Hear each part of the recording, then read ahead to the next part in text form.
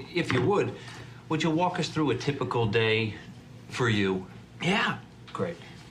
Well, I generally come in at least 15 minutes late. I use the side door. That way Lumberg can't see me. And after that, I just sort of space out for about an hour. Till I'm thirsty. Space out? Yeah, I just stare at my desk. But it looks like I'm working. I do that for probably another hour after lunch, too. I'd say in a given week, I probably only do about 15 minutes of real, actual work. You're talking to me all wrong. It's the wrong tone.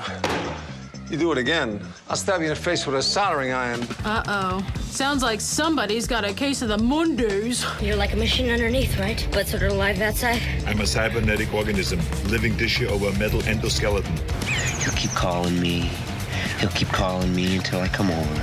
He'll make me feel guilty. This is ridiculous, okay? I'll go. Feel better now? Yeah. Want to get pancakes? Hey everybody, welcome back to the intersection of faith, family, and filmmaking. You're listening to Fearless with Mark and Amber, a behind the scenes of our filmmaking ministry, Fearless Features, where we are creating educational documentary films about the issues impacting our culture and society from a biblical perspective, and pursuing truth above all else. I'm Amber Archer, and joining me is my husband, author, director, speaker, Mark Archer. I don't even know what that means, okay? You can learn more about us and the movies we're making by visiting fearlessfeatures.org. It's also a great place to make that one-time or monthly donation if you are passionate about reaching the lost for Christ through film. Visit fearlessfeatures.org to share your support today. Man, I'm tired of being right. You're such a loser. Yay! Happy episode number 300. 300. We were excited to make it to 100. Yeah. Because it was Seth Godin who said you don't really have a podcast until you get to 100. Yeah.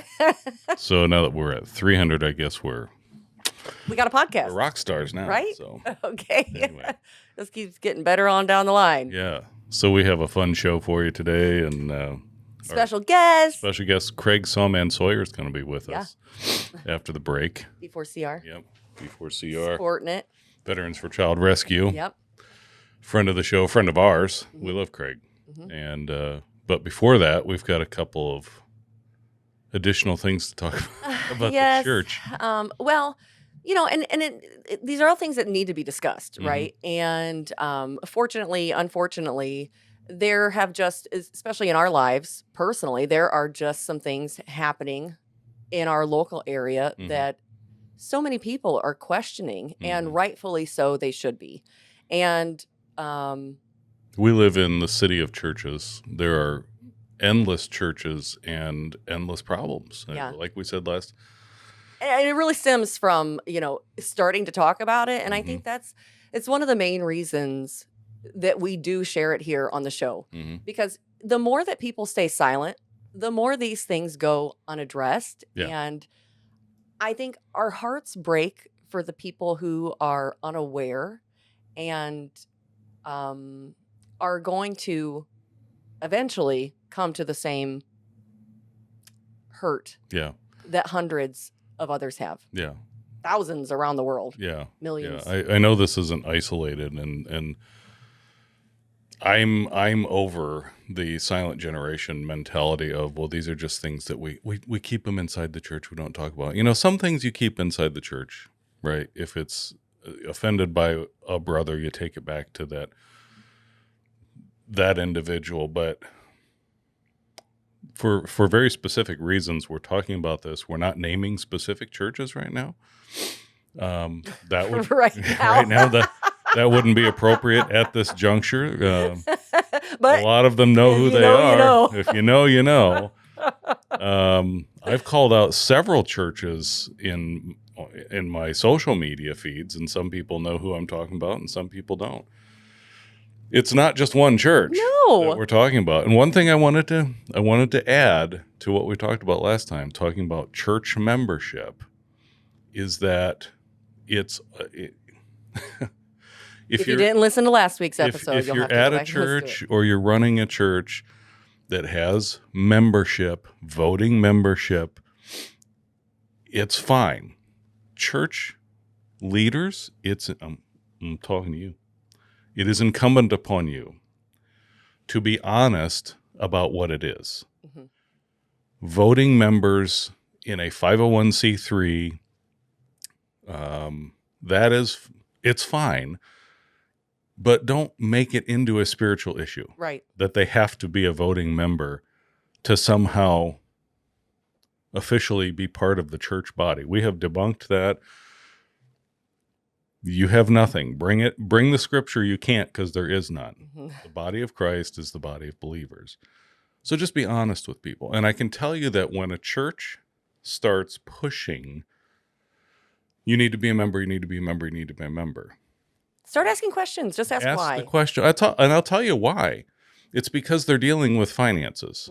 And especially if you're looking at a building program, expansion, something like that, that's what it is. And there's nothing wrong with that, but please be honest with people. There's nothing wrong with it. Because just like when you go to buy a house, they want to see your finances.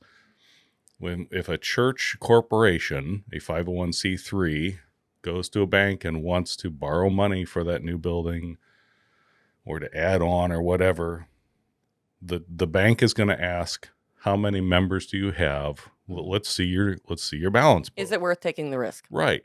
That's what that is. Yeah. So church leaders, you need to be honest about what it is. Stop disguising it as something that it's not. Okay? That's what it is. 9 times out of 10. Yes. So I am not criticizing churches that have memberships. It's fine, but they need to be honest about what it is. Right. Anyway, you have an article. Anyway, yes, somebody, of course, we talk about all the fun stuff. So of course people want to send us stuff, and we love articles. But again, it just goes to show you. So this one is titled 5 Signs of a Dangerous Pastor. Uh-oh. And many people, if you know, you know. Man, I'm tired of being right. Okay. So this is written from somebody who is in Arizona. Okay. Okay. They don't know anything about what's going on here in Fort Wayne, Indiana. But man, could it be written specifically for a couple of churches? And I'm sure that this is pretty much universal. I believe so. That's why, and this is why we need to keep talking about this. We have thoughts and comments. Yes. We'll go keep ahead. going. So, and I'm going to read this in its entirety, but I will leave a link. You can go and read it for yourself, share it with friends. I would encourage you to, especially those of you who are hurting and trying to reconcile. I think that's the biggest thing is there are so many people. Listen, I'm not going to say I'm tired of getting the phone calls and the emails and the text messages from people who are wounded from the church, but it makes me very angry that I am the one having to counsel people on forgiveness, church hurt, and leadership. It's sickening to me. Yep. So let's read this from a non-affiliated party. A nonpartisan view. Go ahead. Here we go. All right. Okay, so this is from thegospel.org, and I can't remember the guy's name. I don't know. I'll go back and look at it. Trustworthy leadership is hard to find. Inside and outside Christianity, men and women with fancy letters behind their names are doing nasty things to innocent people and children. It's becoming more and more apparent that academic degrees, while important, and achievements, while admirable, are not the measure of success for a leader. Integrity is. Thank you. I recently tweeted about, and this was the person who wrote the article. I recently tweeted about the 5 signs of a dangerous pastor and wanted to add some commentary to each of the 5 points in an effort to shed more light on this topic. While it's understandable that an article like this is not an exciting read, there are people who need to read it. For those who are trying to discern whether or not to stay at their church, this is a huge deal. Just like lives are changed every day when people find faithful pastors who labor in Christ's exalting service, lives are changed for the better every time someone escapes the dangerous ones too. If just one family, no, one individual, is made more aware of what to look for in a church leader because of a list like this, it's all worth it. If you're a pastor, this list is the mirror of conviction we stand in front of. asking the Holy Spirit to expose where we've been compromising and trusting his power to set us straight. If you're a church member who suddenly realizes this list fits the bill of your pastor and has for a long time, buckle up. You may need to find a new church. Here are the 5 signs. Okay. Pause. Anything you'd like to say there in the open? Yes, it's very simple. Stop making it more complicated than it is. One thing that I meant to say last week that I didn't, I would never counsel anyone to stay in an abusive relationship, whether it's a Personal business, relationship, business relationship, spiritual. And that goes for a church as well. Mm-hmm. Okay. I would never counsel anyone to willingly stay in a relationship where you are belittled, where you are put down, where they are trying to constantly control you. That's all I'm going to say. Mm-hmm. Go ahead.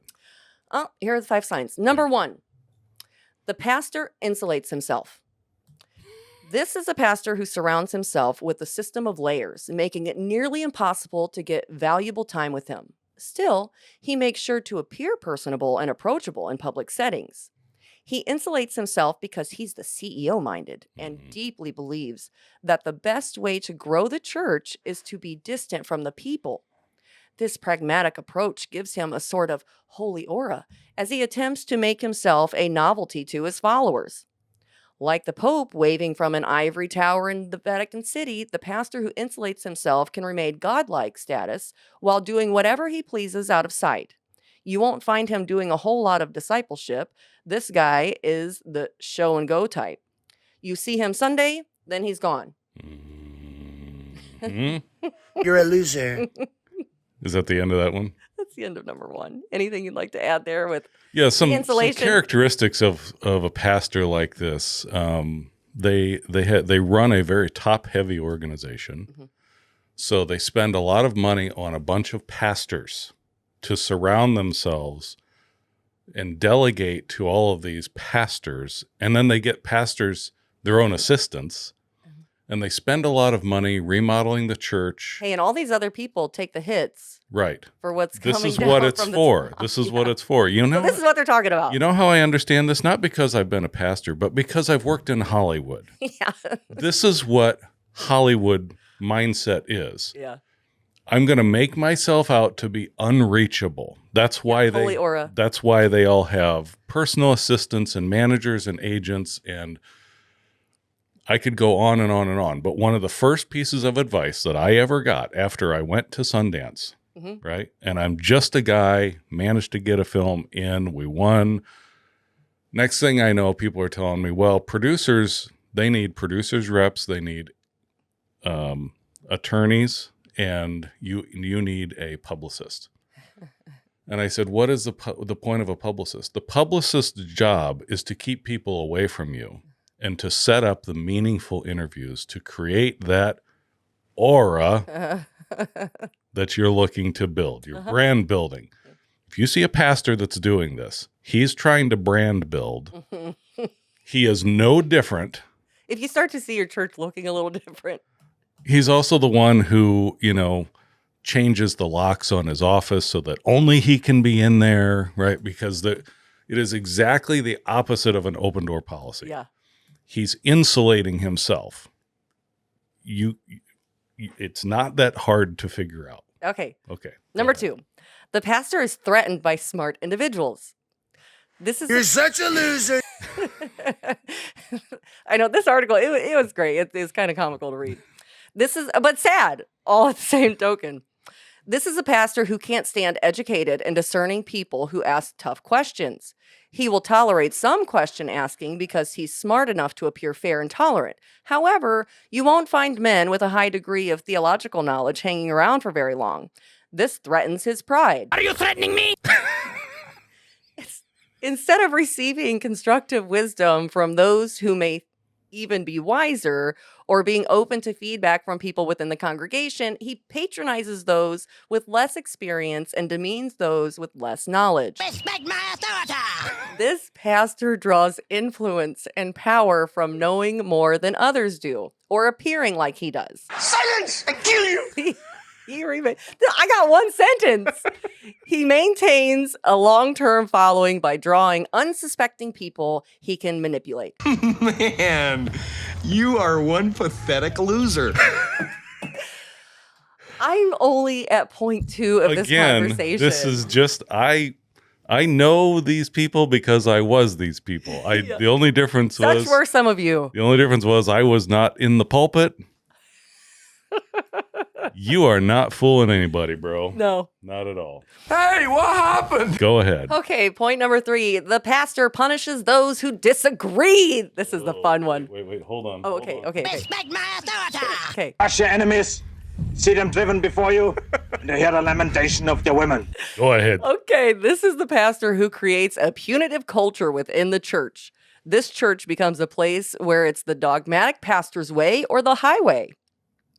Should you or anyone else even think about gently pointing out inconsistencies in the theological positions he holds, you run the risk of being privately shamed.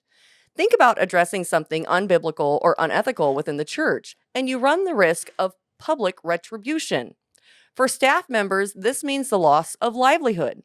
For church members, this could mean the loss of reputation in the community as the pastor publicly or privately paints the opponent in a negative light. Yeah. Okay, so this one is what kills me. So, there are so many people, and we don't have to name names. That's a bunch of crap. When people walk away, you should probably ask why. You would think so.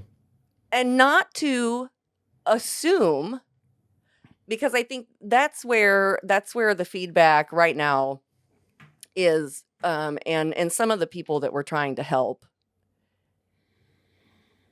There are others who are still within these churches who have zero idea of what's going on. And so the person who is left or has been driven out, they're only getting one side, and a lot of times people, if you've been a part of a church for many, many years, you really don't want to believe that it's church leadership that's actually the one causing all the problems. Yeah. And it's church leadership. Sometimes they don't even realize they are the problem. In which case they're incompetent. Yes. And they shouldn't be in church leadership. Yes. Because you're not actually paying attention to the congregation. Yeah. And this is the thing, I don't want to paint with a broad brush, but there are so many churches, especially. Listen, I didn't write this article. Yeah. This is somebody in Arizona. Yeah. This is a universal problem. There are so many, especially evangelical churches, that are trying so hard to amp up the entertainment. So you're borrowing pages from the book of the world. Yeah. We're going to make things, it all started back in the 80s. It was the seeker-sensitive movement. Yeah. We have to make everything attractive to people who are seeking. Well, there's a theological problem there anyway, but they all bought into it.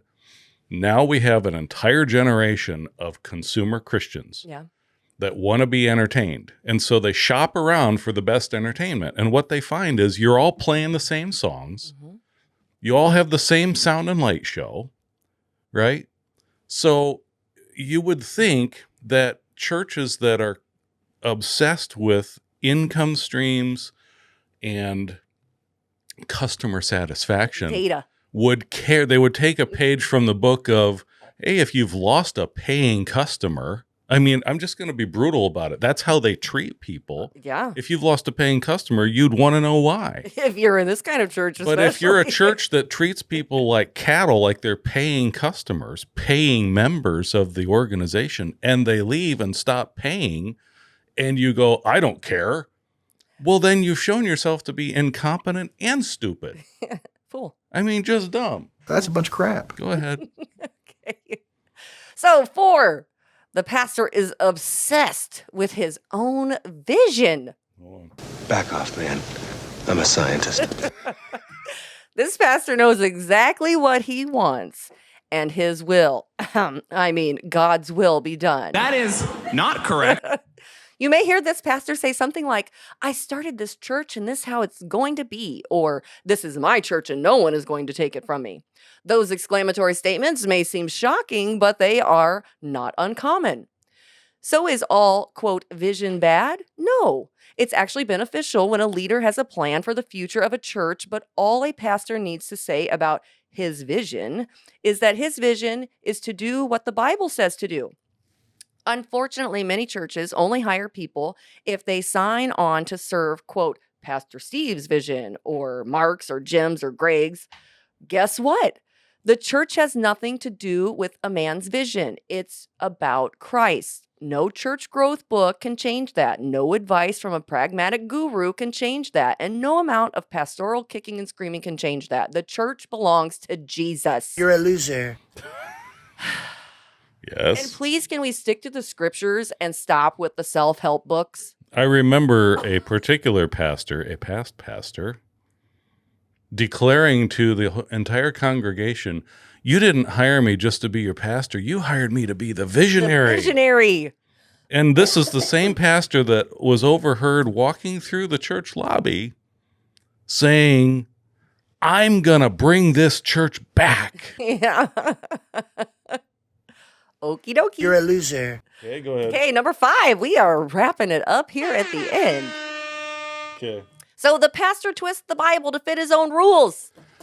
From elders who aren't really biblical elders to using money for whatever he deems noble and necessary, this pastor viewed stewardship and accountability systems as very fluid concepts. I am dangerous. In other words, stewardship is really about what he wants to do versus what he must manage on behalf of the church. Accountability to this pastor is about putting yes men in key positions. Sorry. What you need is a board of elders that will say, That is the worst idea I've ever heard in my life, Tom. Yes, it's horrible, this idea. In most cases, this pastor will boast about his high level of accountability and adherence to scriptural authority in order to appear trustworthy. Respect my authority. He will claim to be he will claim them to be his deepest convictions until those things infringe on his decision-making process. Then the twisted game begins. Instead of admitting a mistake or facing the difficult pain of owning a poor decision, he twists, even ignores the Bible to fit his own rules and make excuses for his decision-making. This kind of leadership is not the kind of leadership that Jesus had in mind when he promised to build his church in Matthew 16:18. If this is a kind of autocratic ruler that dominates your assembly week in and week out, run to safety, even if it means switching denominations for a while. We are doomed! Run away! Run for my life! Yeah, I don't know what else to say other than why do you stay? If you know this is happening, see it to be true. I know that a lot of people, please don't, especially if you've been someplace for a long time, decades. And we all know and love the communities that we've been a part of. And I think that's one of the things, especially when you get in a situation like this, if you end up with this kind of pastor, it becomes blatantly obvious that when this person moves in, suddenly all of us seem to be the problem, yet we've served and worshiped and done life together for decades, and now suddenly we're all the problem. That's a bunch of crap. I mean, it's worth questioning. Yeah. So, you know, and it's up to each one of us to do whatever the Lord is calling you to do. Yeah. I mean, I can't tell you whether to stay or go. Ask the obvious questions and be willing to see the obvious answers in front of you. I mean, when did the problem start? It's maybe when this guy showed up. Well, then maybe there's a correlation there. Yeah. Right? And I'm not going to tell somebody one way or the other. I'm just going to point out the obvious, that there's only so much that you can expect to have changed. And there are certainly ways to go about raising your concerns, right? But when you see things that are blatant and just wrong, and and it doesn't get addressed, unethical things going on in a church, you need to get out of there. It's just not a healthy environment, because it's ethics that should be at the highest level in a church. It shouldn't be the other way around. Anyway, we are almost out of time for the first half. Okay. So we will be back with our good friend, Craig Sawman Sawyer, Yeah. BRB.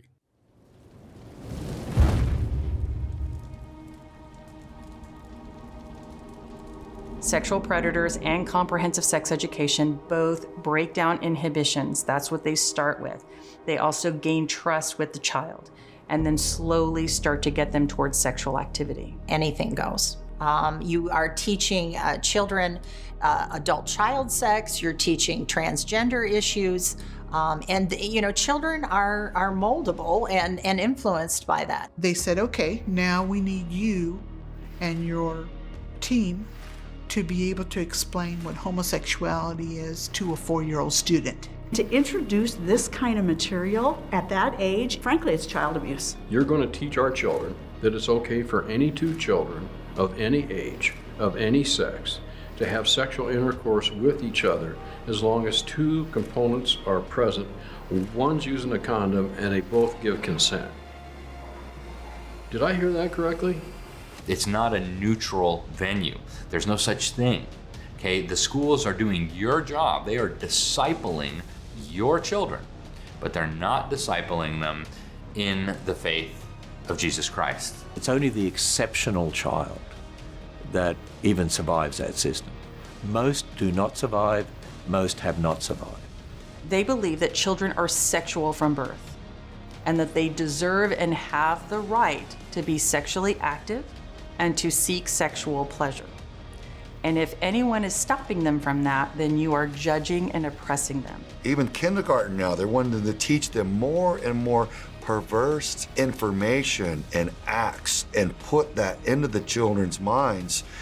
And once that poison is in a child's mind, it doesn't leave. They'll always remember what they learned. And it's by design, it's orchestrated. In my humble opinion, it will be worse before it gets better.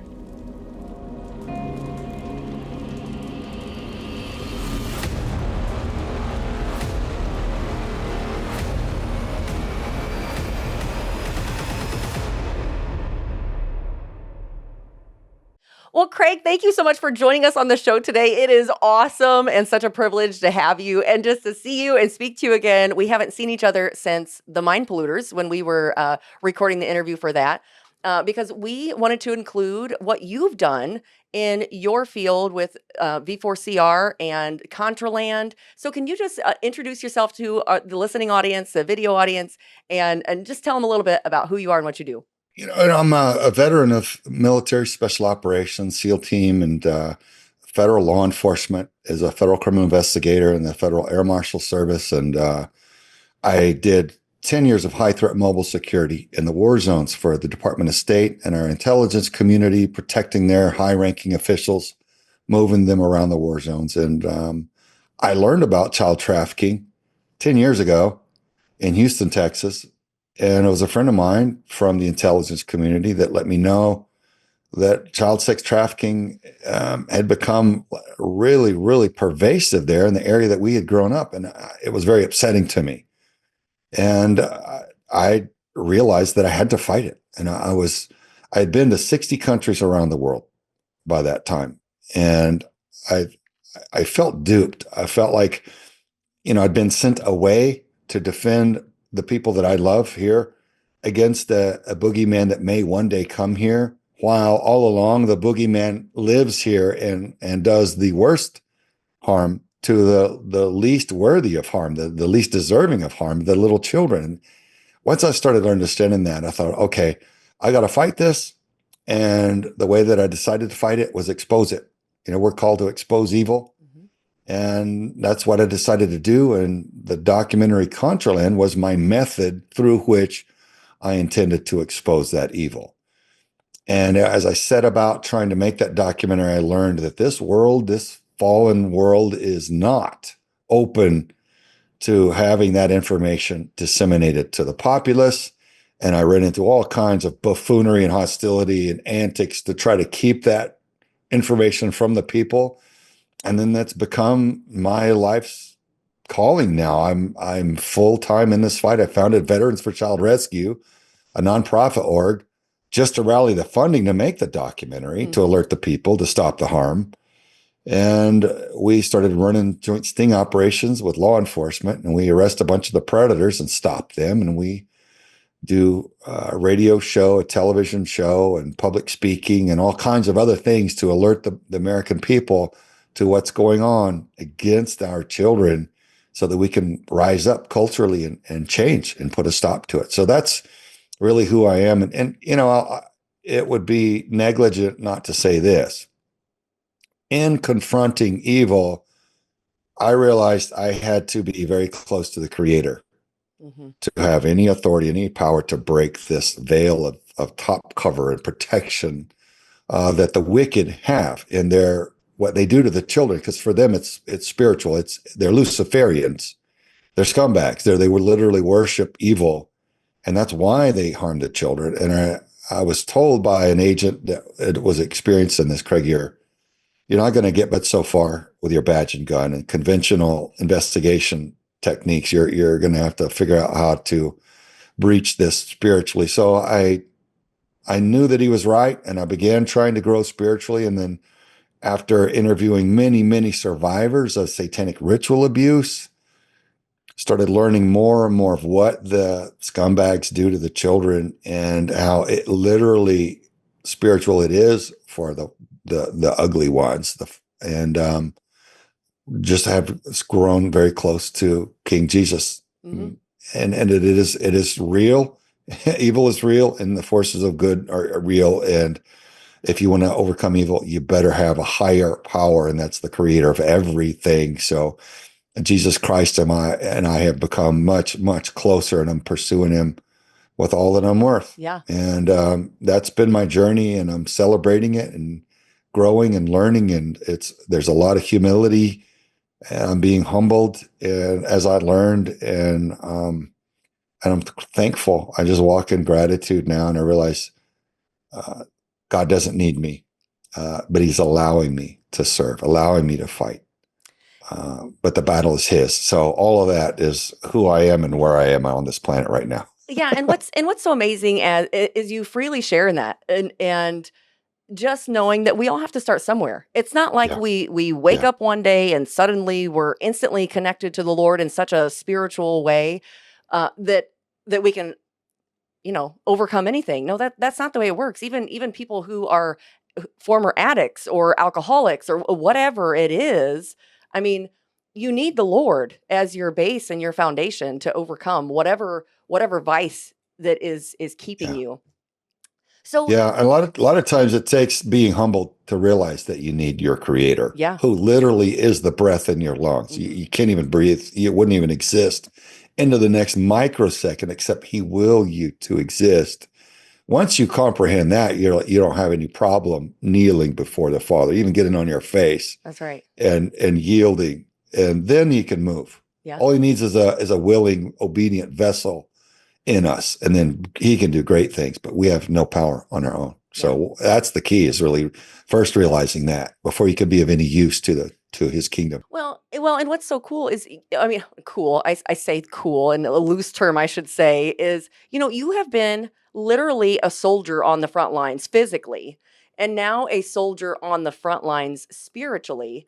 And so how, especially that transition, people who may not understand that they're in a battle every day, how do you help wake people up to that and what's going on? We've been talking a lot in our podcast just recently, as we work on our new movie Principalities, just about spiritual warfare and just helping people realize and understand we are in a battle. And I think just before we started, we kind of touched on that. Can you expand and just kind of share with people what that looks like? Well, a lot of people, if you look online with a lot of videos, there's a mass of people talking about the book of Enoch now. And they're comparing that to Genesis 6 and talking about the antediluvian time before the flood and what all is going on, because archaeologists are starting to discover a lot of technology and things that, like, how advanced had things gotten before the flood, and people are studying all this. And when you realize what all had happened then, whatever your source of history, you realize, man, mankind has been under assault from the very beginning, from back to the garden. Yeah. And when you research that and you start piecing that together, you realize we were born on a battlefield. And a lot of Americans now have enjoyed the benefits, the sanctuary of freedom and liberty that has been built for them by heroes who sacrificed everything. Arlington Cemetery and countless other cemeteries around the world are filled with heroes who gave everything for our freedom and liberty. And we take it for granted on the whole. And we're like, oh, I don't like confrontations. Mm-hmm. So we turn away and we block out and we try to ignore. I don't like ugliness. I don't like evil. I don't like the thought of it. I don't want to face it. So I'm just going to ignore it. Well, guess what? The demons are thought casters. This is allowed very apparently by the Creator to test the hearts of man. So back in Genesis, the fallen angels mated with human females and gave birth to an abomination species that were never sanctioned by the Creator, never authorized by him, not intended. They were doomed before they were ever even born. They grew to be giants and then wiped out, or mostly wiped out, and their disembodied spirits of the dead Nephilim and Rephaim and all the other species of them are the demons and the disembodied spirits that torment humans. So a lot of Americans don't realize when they get a destructive thought, seemingly out of nowhere, they think it's their own mind exploring and playing games. They don't realize that these thoughts are cast to them oftentimes. It's not that we don't have our own flaws and jacked up thoughts also, but some of them do the bad thing. Mm-hmm. Make the theft, tell the lie. These things are often sent to us by the demonic spirits. And so we got to realize we're under assault. Our relationships are under assault. Our finances are under assault. Our health is under assault. And once we comprehend that, we realize we can choose which thoughts we entertain. Choose which thoughts. There's ministering spirits. There's angels that hey, you can do the right thing. Don't tell the lie. Don't take the thing that's not yours. Go bless someone. Love your father back. There's information's telepathic in the spirit realm from both sides, and we get to choose which thoughts we entertain and how we think and how we speak to each other and what actions we take. So that power, that gift of free will is a superpower. I say it's Craig's interpretation. It's not biblical that it's a superpower, our free will, but we do have free will to choose. Mm-hmm. Every thought, every word, every action. And I think that is what the war is really about, is us not comprehending. We have that ability to choose which kingdom we're going to serve at every thought, every word, and every step of our lives. And we're either going to grow closer to our Father's heart, or we're going to go further away from it by choosing self and dysfunction. Yeah. Amber. And so for people who are like, okay, so how do I discern? How do I get to that spot? I know for us, we tell people all the time, listen, you need to be reading the word for yourself. You need to be in the scriptures and studying for yourself. Yeah. But what say you? What would you tell people? Yeah, you already hit it. You stole my thunder. Because it's true. It's so basic. Universally true. It's always been true, and it always will be true. The word is the truth. Mm-hmm. So if you want to have discernment, fill yourself with the truth. Calibrate yourself to the truth. Because Jesus Christ is the way. He is the truth. He is the life. He's walking, talking truth. He is the way that it is. And when he speaks, when he inspires man to write it down, it ministers to us, it blesses us, and it calibrates us to his heart. That's how we do it. Now, in addition to that, for me, for Craig, the most blessed time I have is when I first do that, and then I get away And the scripture says many times, meditate on my word. Think upon the truth and let it permeate, let it marinate, and let my ministering spirit speak to you and let it open a little bit deeper. And so when I get alone with my Father and I worship him and I just thank him, I get in a specific heart of gratitude. I'm like, thank you for saving my daughter's life. Thank you for the breath of my lungs. Thank you for every sunrise. Thank you for every lesson learned, Father. Thank you for this beautiful Irish Cherokee bride that you gave me.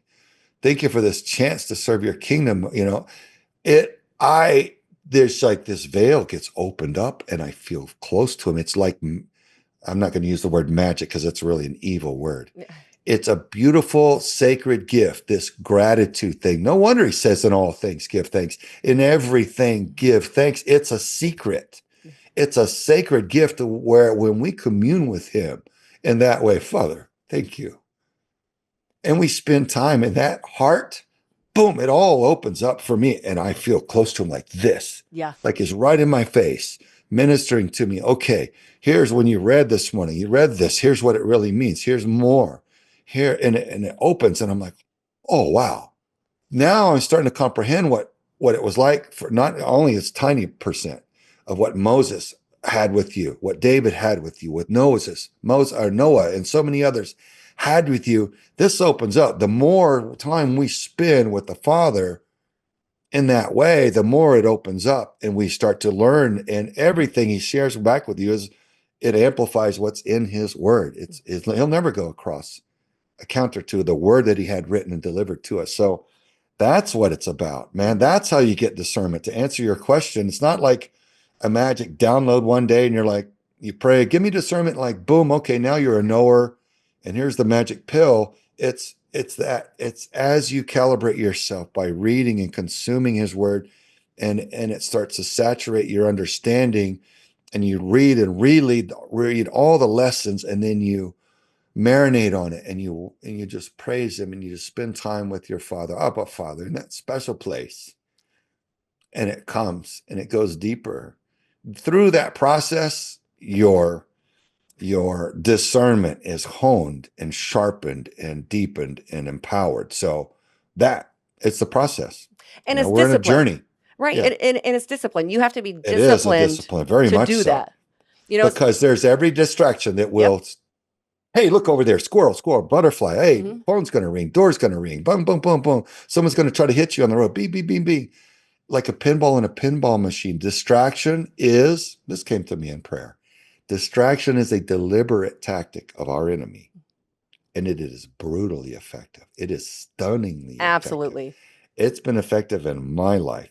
And everything is a choice, including allowing distraction to be effective on us. Yep.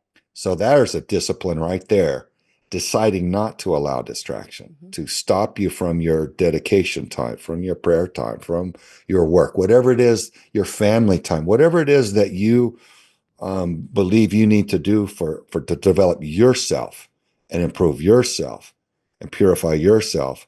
There's that distraction is there to keep you from it. Again, I said our relationships are under attack. Satan's number one objective, the biggest relationship he wants to destroy, is that with our Creator, and then that with others, and then even that which is with ourself through self-doubt. So it is a war, and we were born on this battlefield, and unless we understand it and understand how to defend ourselves, we're just going to get our lunch money taken and get eaten alive and end up in darkness. Yeah. So it's not about wanting to be combative or violent or entertain evil. It's about comprehending the armor and the protections that your loving Father gave you, putting it on and letting it bless you and giving you relief. Learning to use it effectively. Yes, yes. And even the very word of God, which is the one offensive weapon to slay the enemy with. Because what did Jesus Christ himself do when he was under attack? First thing he did after his cousin baptized and the Holy Spirit came down, he went into the wilderness and fasted and prayed for 40 days. What was he doing? What was that all about? Is he just unsociable? Or was he tuning in to his mission and getting really, really deeply calibrated and ready to go? And then what did he say when Satan said this, that, the other thing? He said, it is written. Mm-hmm. He spoke his own word, the truth, to Satan. And Satan was like, I got nothing. Just like a lawyer, you lay down such hard factual evidence, video, boom, here's your client doing the bad thing. Here's the evidence. Here's the DNA. The defense attorney's like, I got nothing. Yeah. See you. I'll be outside in the hallway. You know what I mean?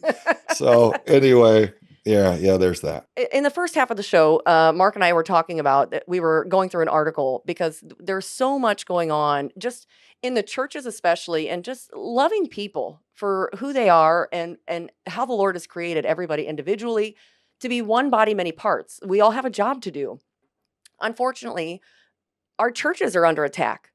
And Clearly. we went through and there was an article. It was 5 signs of a dangerous pastor. And just like you were just saying, having to put on your armor and going to battle, sometimes people I was excited to talk to you because we get stuck in these patterns and we don't want to leave an abusive relationship. And I remember when we were doing the interview for the mind polluters, and you and I were having a discussion about how the trafficked victims often run back to the abuser. And so can that be, is it possible, even when we have those bad spirits and, Jezebel spirit, as far as I'm concerned, in a lot of these churches, when you have an abusive relationship with your church and you don't want to leave because you've been there for so long, it's who you are. How do you help people through that? How do you help them, see the light that this is not healthy and it really is okay to move on? The same way that Jesus retreated, for 40 days into the wilderness to commune with the Father and to be closer, to understand the mission better. How do we get people to understand that may be your next step and joyfully accept it, sacrifice, whatever your desires are. Let me start by saying I don't claim to have all the answers. I mean, I'm learning like a toddler, all of this. So, like I said, God, humility is one of the biggest lessons that God's pouring into me, and sometimes down on my face in prayer. So it's like that. So what I see though with churches, first thing that occurs to me is Jesus never intended for the church to be a business. You're right. Right. So I see so many churches that are beholden to the IRS, and they won't say anything that's going to upset the IRS. And I would say, take a look at the heart of the IRS. Do you trust those people? Is that any entity that you want lorded over Jesus's church? And I would say that tax break, that nonprofit tax break, is not worth it. Not worth it. I would love it if our churches would reject that and do without that little extra money and speak the truth as Jesus Christ would have it spoken. He spoke it in love, but he did not pull punches. I mean, look at how he spoke to the Pharisees. I mean, it was pretty, it was raw. Save the best for them. Here's what is, right? I mean, obviously he was perfect. He showed us how to be. So if we're not that way, then we need to fix ourselves.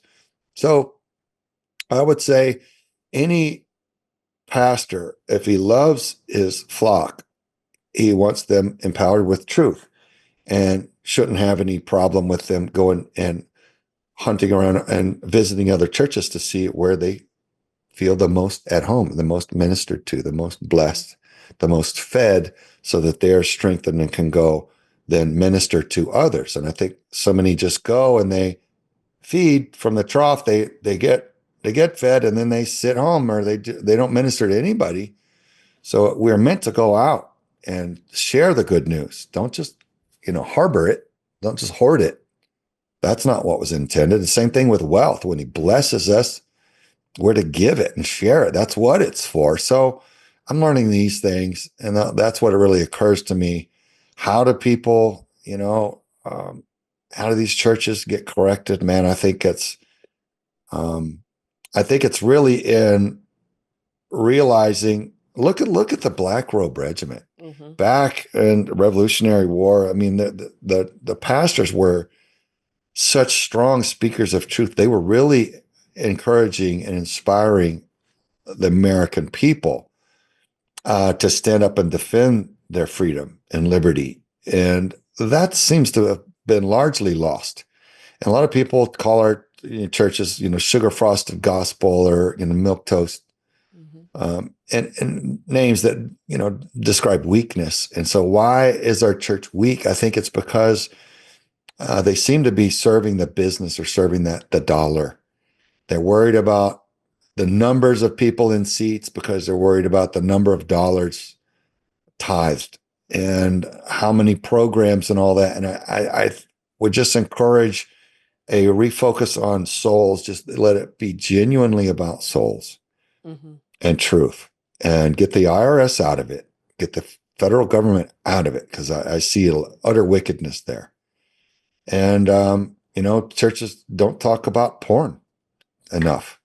Porn is, from what we're finding in our arrests, when I ask these predators, what got you started, like, how are you all the way down to a little child that has none of the features that a full-grown, healthy spouse and mate that would give you healthy offspring would have? Why are you all the way down to a child that has none of those features and they can't comprehend sex? And it's in fact deeply traumatizing to them. It's not intended. Why are you? Oh, well, porn, I just got started watching a little something, then it became an addiction, and now here I am in handcuffs. I'm like, wow. So churches, pastors have the responsibility, the duty to shine the light on that snare that is destroying marriages all over the planet, destroying families, and creating so much distortion and perversion and harm. Satan's dancing on our children because of what's happened with broken families and the sexual perversion. You mentioned Jezebel's spirit that's really dancing on our families and laughing over our nation right now. So I would say that more pastors should have the moral courage. If you know that Jesus Christ is the creator of everything, and we are all created beings and none have any power over him whatsoever, then why would you be afraid to speak truth? Why would you be afraid to full send, we say, like send it, like speak it straight, do it in love, always in love. Everything we should do must be in love, or we're getting it wrong. Even when it's brutally clear and it may be uncomfortable, it's got to be delivered in love, because the truth is love. God is love. Our Creator is literal love. He is the source of it. So once we comprehend that, we shouldn't be afraid to say what is, tell it how it is, and stand up and speak truth, and start creating a safer place for the children, and for families to heal, and for the attacks against us to be identified so that we can defend ourselves against it as a nation, and rebuke these things. And it's not being done because, too many pastors are afraid of offending someone, and they're bending the knee to every manner of perversion, all the alphabet soup level of things that are being pushed upon us by the global Luciferian Marxist political arm of Satan's agenda. You've got to normalize and accept all these distortions and perversions and sins that are destructive. No, we don't. Jesus never okayed that, nor must we. We must love the person who's struggling, but not condone their misperception of what is, not condone their distortion, their perversion, the dysfunction that's going to lead them into sickness and death. We don't have to condone that. In fact, we must not. We must love them enough to tell the truth, even if their ears don't want to hear it. We have to deliver that truth in love. So that's what occurs to me to tell you, and encouraging these pastors to stand up and be that man or be that woman, whoever they are, be that deliverer of truth and love. When how many times, because I think we talked about this earlier, how many times usually when someone is, trafficked or abused and they run back to an abusive relationship, and you had mentioned a certain amount of numbers, like on Yeah. average. Yeah, I think the average number that I've heard the most is 7 times that they go back into harm's way. Someone who's rescued from child trafficking goes back an average of 7 times before it finally sticks. And I think that's because it's like a Stockholm syndrome. We human beings are creatures of habit. We tend to be more comfortable with the abuse that we know than the freedom, than the unknown that may be so much better, but our minds play tricks on us. And the enemy plays tricks on us. So we're afraid of the unknown, even if it's freedom. And so that's why I think we're seeing so many people, they'll pull the lever for slavery, they'll pull the lever for tyranny because it's all they know. And they're afraid of what may be different than that. It reminds me of the Wayne's World movie where the Garth was sitting at a workshop and he took a hammer and started wailing away on something and he said, "We fear change." And I was like, yeah, that's really true. It's funny because people do fear change. And we have an irrational reaction to it. My first wife is dead because of drug abuse. And I came home from Desert Shield and Desert Storm, and she was a crystal meth addict. Oh, wow. I'm like, what's happened to my wife? What happened here? And when I confronted her about it, once I started understanding what had happened to her, she left. And a year later, she called me destitute. And she had been on the streets. She had been in horrible situations. She had tattoos and burn marks all over her where she'd been held down and burned by cigarettes and just basically like a street walking meth addict. Wow. And all of this. And I was, you asked me a question. I was going to answer the question through this, Amber. Going back to the abusers. Yeah. So and saying, hey, I've got a place, the McDonald's Center here in San Diego, and they know about your case and they're ready to receive you and help get you cleaned up. And she said, I'm afraid to get clean. I'm like, you should be afraid not to. Yeah. You're calling me because you're bouncing off the bottom and you see that you're close to death. You should be afraid not to. She says, I don't know what it would be like. And I said, man, you're just going to have faith and realize what you have is bad, and you got to be willing to trade that. So anyway, she did get cleaned up. They said it was a really hardcore, like La Femme Nikita case where they're like, she's the most hardcore case we remember here. And she did get clean, but she never really got back on the horse of life. She's kind of floundered around small jobs and was sick, and her lungs were very sick. And, after probably another 4 or 5 years, she did die. She passed away in hospital, but afraid to get clean, afraid to be delivered, afraid to be free. It just struck me as something I wanted to share with you in response to that question. Well, and it's a picture also of when people receive Jesus. I was thinking of myself and my own journey and how you're afraid. You have nothing. I have nothing left to offer. I have nothing left to give. I have no, and you're just afraid. But I try to tell people all the time, there's so much freedom on the other side. Just walk away from the abuse. Yeah. I don't know. It's like a homeless person in a urine-soaked coat sitting in a cardboard house saying, I'm afraid. And they'll stay there. To have a job and to have a warm home and warm food. Because that's discipline and it takes work. And sometimes we don't want to work for it. Woo! There's some truth right there spoken plainly. The first girl that we rescued, her name was Allison. We got her cleaned up. We got her a job. She was working in the customer service at Home Depot. They loved her there. She was doing great. Got her own bank account. her driver's license and her GED. She was on a path to a better life. It was beautiful, it was glorious, and really smart, even though she'd been through hell on earth. And she said, man, it's hard. Like, all this is harder than selling myself, even though it was dysfunctional and abusive and unhealthy. It was simpler. It was like easier. I'm like, wow, man, how are we going to deliver her from that darkness if it's a more natural way for her to function after those years than to have her control of her own life and be healthy and warm and safe. You know what I mean? Yeah.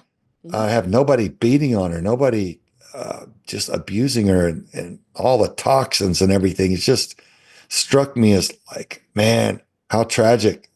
No wonder it's so difficult that there's that inclination in people. But yeah, you're very right. We've seen that to be true. So along that line, how, shifting gears a little bit, with the recent change in the political atmosphere, how has your battle space, if you will, shifted, like on the border and the trafficking and all that? What have you seen? Is it making a huge difference? Because you're down there in Arizona. Now there's control on the border. Mm-hmm.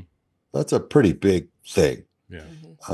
In the child trafficking space, because Biden had it wide open because they were bringing unaccompanied minors, and there were government contracts delivering those unaccompanied minors to unvetted sponsors. In other words, traffickers. Right.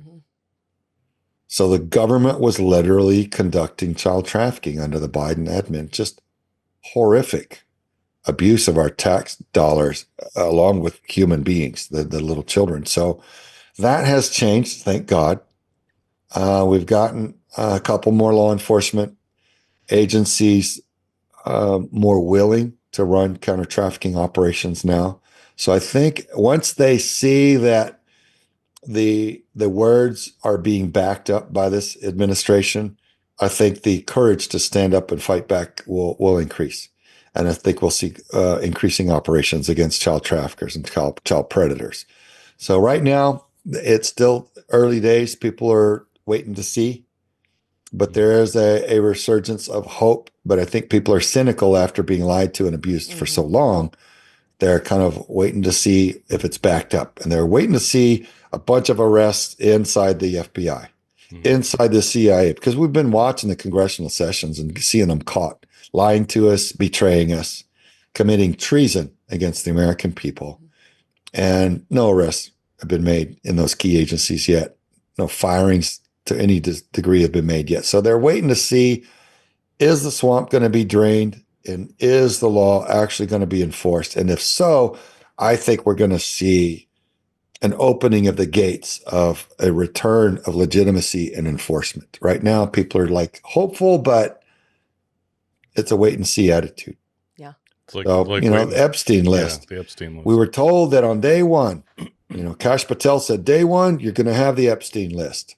Well, I don't know if he lied to us or if he's being undermined and it's beyond his control, but we got something that was not the Epstein list. It was a bunch of redacted nonsense.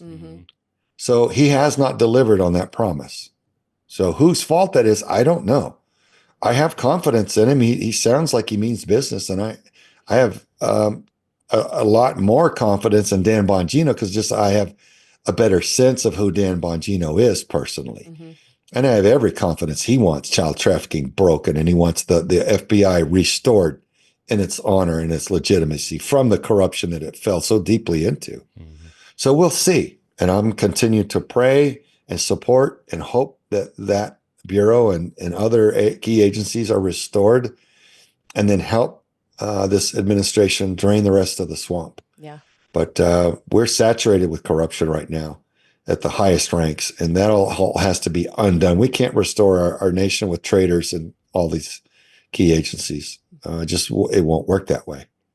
Yeah. So I think that's job one, and then it'll break free. So early days, but so far, pretty good hope and some progress. So, Craig, what are you currently working on, and how can people support you in what you're doing? Yeah, well, we're currently working on multiple new documentaries exposing networks, very powerful, well-funded networks of people that are systematically harming children in unspeakable ways, demonstrating all that through factual evidence, as we did with Contraland. What the people need to see to understand what's happening and break that dynamic of that control. And the secret societies, if you will, and religious institutions that aren't what they're advertised to be at all, at the top ranks. And like 90% of the people from the top ranks on down don't know. And that's going to be heartbreaking for a lot of people. But again, the truth is love. And when you show them the factual evidence, it cannot be refuted. So that's what we're working on. We're running on increasing investigations that we're feeding to federal and local law enforcement, and increasing sting operations, arresting more predators and putting them away, and exploiting all the intel of all their networks and what they're really up to and how the money floats and all this. So there's a lot of RICO cases now going through into the corruption in Nashville, Tennessee, a corrupt reporter whose job is to cover up child trafficking and murder in Nashville. He's a radical leftist reporter. He's really unhinged. He's shown his cards, tipped his hand very, very, not subtly, very clearly. And in the hoarding of factual evidence by a state-run agency to cover up the multi-billion-dollar, we're talking hundreds of billions of dollars of BRICS nations funding and money laundering through real estate loan fraud in Tennessee, connected to Maricopa County and Phoenix, Arizona. And a lot of the Diddy party and the Epstein lawyers and all of them, they're all part of the same network. You investigate it far enough, you see the whole crime ring connected very closely to each other. And the local reporter there in Nashville trying desperately to keep a lid on all of it, but he can't. It's all coming out anyway. And big RICO cases that are going to open them up not only to criminal prosecution, but to civil litigation for their abuses of authority. And it's just what King Jesus is doing. He's on the move. He's exposing all of it. So Veterans for Child Rescue is in the middle of this, jabbing the aorta of that wicked serpent, that wicked dragon beast, so that King Jesus can tear it all down, expose it, so that it can be cleaned, cleansed, and the children can be spared. So we're just so grateful, and we're grateful for everybody's support of our mission and our personnel and the children. So how can people find you, and how can they support your mission and what you're doing? They can find us on our website, v4cr.org. And there are many ways there of empowering tools on how to get involved, how to better protect your children, how to better get involved in legislation, changing our education and all of it. Our prosecutorial system, judicial system, law enforcement, all of that, and then secure donate links and merch and everything else.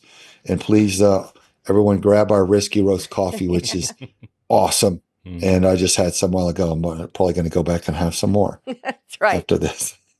and tell people about the patch.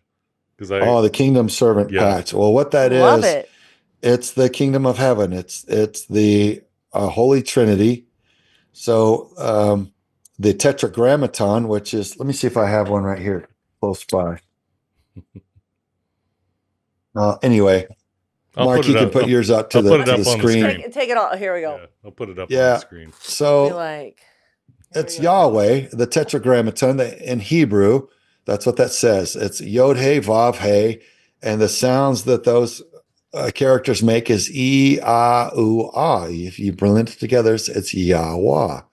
So when Moses was on Mount Sinai, he said, "Who do I tell them send to me? Who?" And he said, "I am. Tell them that I am sent you." Well, I am in Hebrew is Yahweh. So there's the Father, and then the cross represents Jesus Christ and the Son. And then the wisp, the vapor there, represents the Holy Spirit. So just three manifestations of our King, of our Creator. Mm-hmm. And that's the Holy Trinity. So it's in one tactical patch, and that's what we wear now.